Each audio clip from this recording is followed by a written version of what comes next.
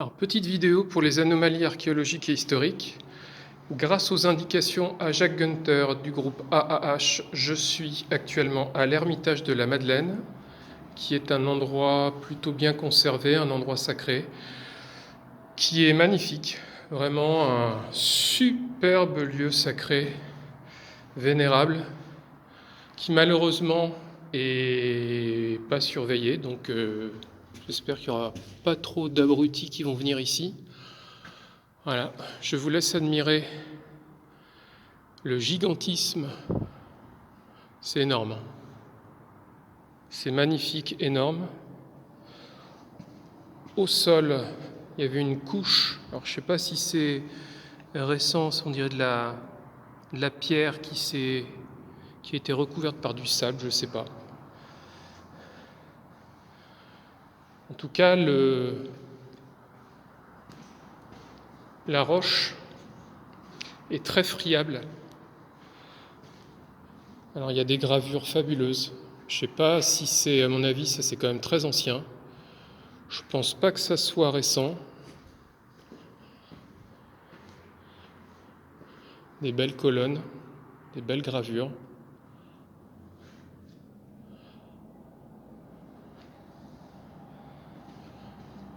Alors je ne vais pas prendre le couloir de gauche parce que c'est un couloir qui est plutôt étroit, il n'y a pas trop de choses dedans. Je vous montre juste les gravures qui sont à mon avis celles la plus récentes, qui sont plutôt bien faites, donc il n'y a pas de critique trop à faire. Et là, on continue. Un petit coucou à Laurent, Grégory, Stéphane, Jacques, voilà, Pascal et tous les membres du groupe AH. Voilà. Au sol, on voit comme d'habitude, comme on a vu en Dordogne à la Madeleine, d'ailleurs même site qui s'appelle aussi la Madeleine, on voit des traces comme ça au sol. Alors j'ai plus beaucoup de courant dans la lampe, donc j'espère que ça ne va pas couper. Donc je vais essayer de faire un tour, je vais vous emmener à une découverte exceptionnelle que je n'aurais pas pu faire sans lampe. Alors déjà là, ça ressemble quand même pas mal à un Cartwright.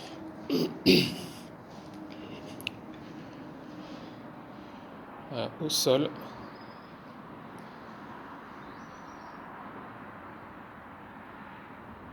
C'est superbe, hein. Franchement, je pensais que le site était surveillé, donc j'avais peur que ça soit fermé quand on arrive. Mais finalement, c'est ouvert, il n'y a pas de surveillance. Nous voici dans une petite cavité avec des fenêtres symboliques. Et là, on voit quand même que quand les chrétiens ont repris des sites de la proto-histoire, ils en ont fait des belles choses, et je les en remercie. Pas à dire, vaut mieux que ça soit récupéré par des chrétiens que par des carriers ou des marchands. Regardez cette superbe salle de prière. C'est un escalier qui descend jusqu'à l'extérieur. Alors c'est un peu sombre, hein. Venez avec une lampe, sinon ça sert à rien. Je vous le dis tout de suite, vous louperez la moitié des choses. Et là, cerise sur le gâteau, la surprise du chef. Attention, attention, le petit cadeau. Je vais me mettre comme ça. Superbe sillon. Voilà. Magnifique sillon.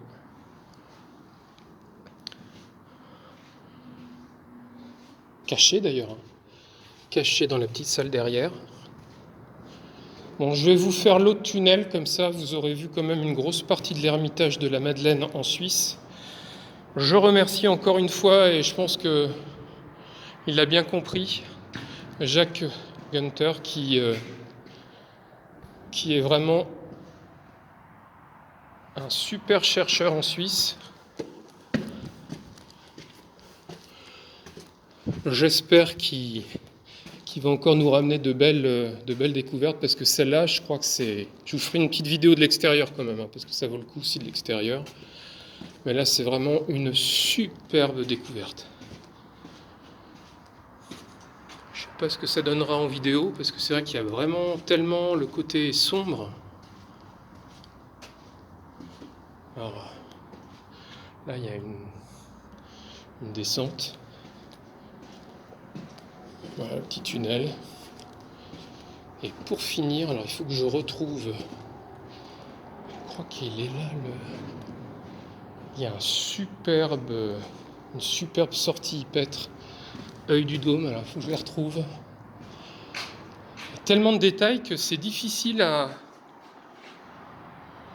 se rappeler de tout ce qu'il y a, c'est énorme, c'est sublime. Je vais vous trouver la sortie hypêtre, j'espère. Il y en a deux en fait, il y a deux sorties hypêtre.